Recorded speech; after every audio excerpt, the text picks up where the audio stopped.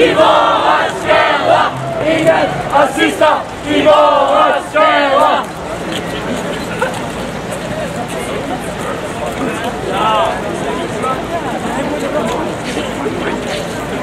Ingen racister i vores gader!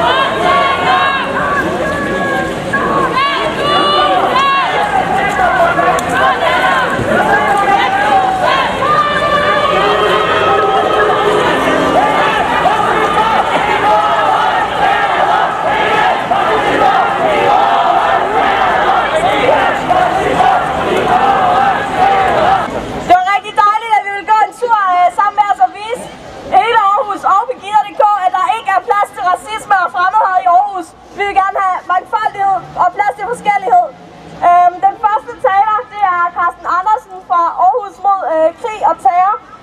Du får ordet nu.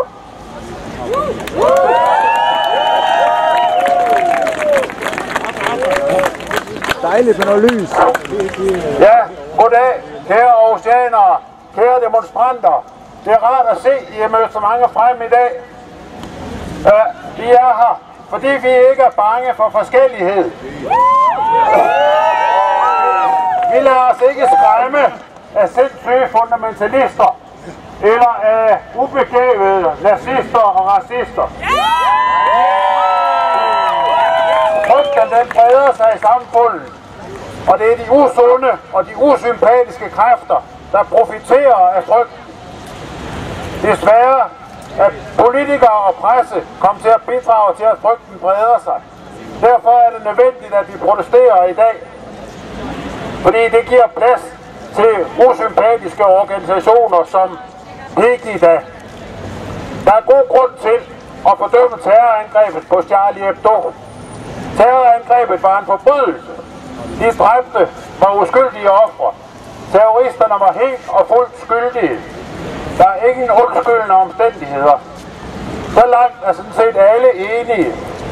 Men hvis man lader det blive ved det, så bliver vi efterladt passivt, ventende på den næste terrorhandling. Politikerne sluger ikke ved partileder rundt i TV og gå videre. De er jo bange.